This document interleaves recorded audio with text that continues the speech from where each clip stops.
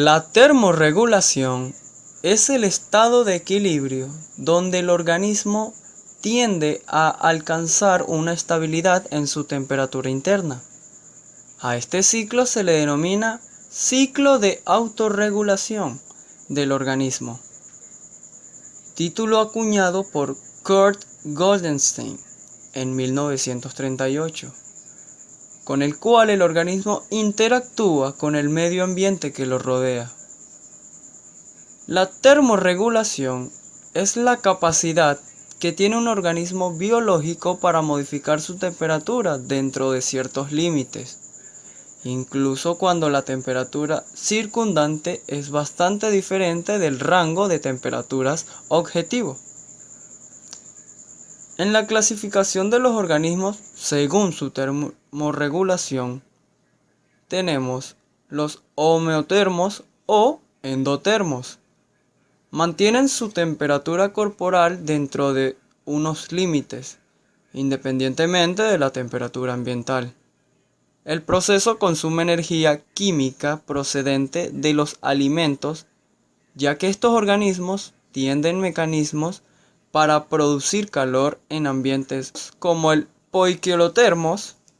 Esto se aplica al animal cuya temperatura corporal varía según la del medio ambiente, ya que carece de mecanismos reguladores. Los endotermos utilizan calor generado internamente para mantener su temperatura corporal, como tiritantes.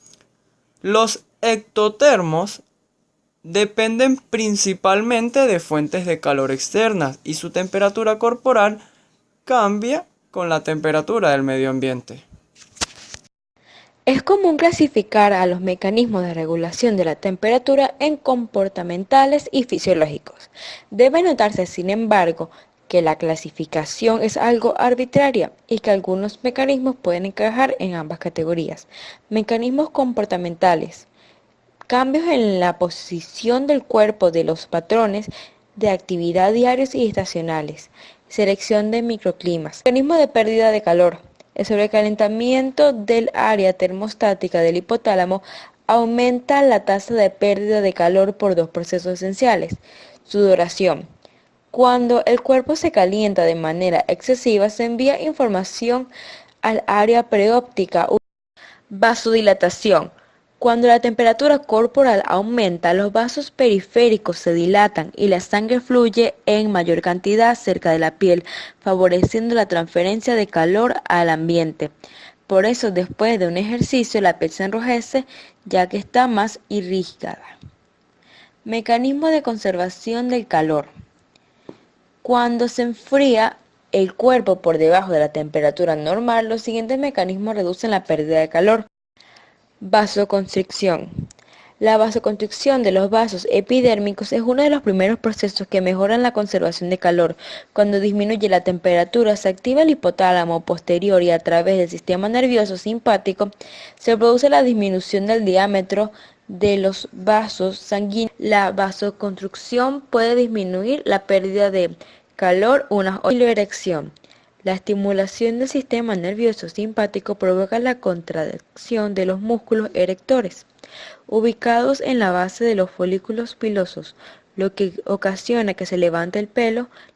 La erección del pelo amplía la capa de aire en contacto con la piel, disminuyendo los movimientos de convección del aire y por lo tanto reduciendo la pérdida de calor. En el humano, al carecer de pelaje, este mecanismo no es importante. Termogénesis. Termogénesis tiritante. El centro motor primario de la termogénesis tiritante está localizado en el hipotálamo posterior. El estrés por frío estimula y el calor inhibe a este centro nervioso, cuando en respuesta al estrés por frío aumenta el tono muscular hasta un nivel crítico. Comienza la tiritación. De esta manera se acrecienta la producción de calor unas 4 a 5 veces sobre la producción normal. La termogénesis tiritante consiste en la contracción involuntaria sincrónica y rítmica de las unidades motoras de los músculos opuestos y en consecuencia se evitan grandes movimientos y no se realiza trabajo externo. Al no realizarse trabajo externo, toda la energía liberada al tiritar aparece como calor. Termogénesis no titirante. En los pequeños mamíferos y en los humanos neonatos, la termogénesis no tiritante se produce principalmente por el desacoplamiento mitocondrial en el tejido adiposo marrón o grasa parda y es regulada por el sistema nervioso simpático. Luego de pocas horas de exposición al frío, la producción de calor de la grasa parda tiene un rol dominante en el reemplazo de la termogénesis tiritante por la termogénesis no tiritante, como la principal fuente de calor adicional para evitar la hipotermia. Comportamientos. Radiación. Los seres vivos irradian calor al ambiente por medio de ondas electromagnéticas. Es el proceso en que se pierde calor, el 68%. La radiación es la propagación de energía a través del espacio vacío sin requerir presencia de materia. De esta manera, el Sol, que está mucho más caliente que los demás planetas y el espacio alrededor, transmite su energía en el vacío. Conducción. La conducción es la transferencia de calor por contacto con el aire, la ropa, el agua u otros objetos. Este proceso de transferencia se produce debido a la interacción entre las moléculas que conforman los cuerpos, así aquellas moléculas que están a mayor temperatura vibran con mayor rapidez, chocando con aquellas menos energéticas, con temperaturas más bajas, transfiriendo parte de su energía. Si la temperatura del medio circulante es inferior a la del cuerpo, la transferencia ocurre del cuerpo al ambiente, pérdida. Si no, la transferencia se invierte, ganancia. Este proceso se pierde el 3% del calor si el medio circulante es aire a temperatura normal. Si el medio circulante es agua, la transferencia aumenta considerablemente porque el coeficiente de transmisión térmica del agua es mayor que el del aire. El flujo del calor con gradiente. El fundamento físico es la transferencia de energía calorífica entre moléculas.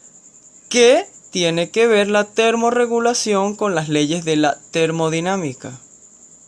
La termodinámica estudia las relaciones entre calor y energía, por eso se entiende que es aplicable a una gran gama de sistemas, como es el proceso de los seres humanos y animales. ¿Qué consecuencias puede tener para el organismo la incapacidad de mantener un equilibrio u homeostasis en las funciones corporales? La función de los medios homeostáticos es mantener el equilibrio frente a los cambios externos o internos del organismo, ya que mantener el equilibrio de ciertas condiciones deben mantenerse estables. El problema es que vivimos en un mundo donde nada es estable.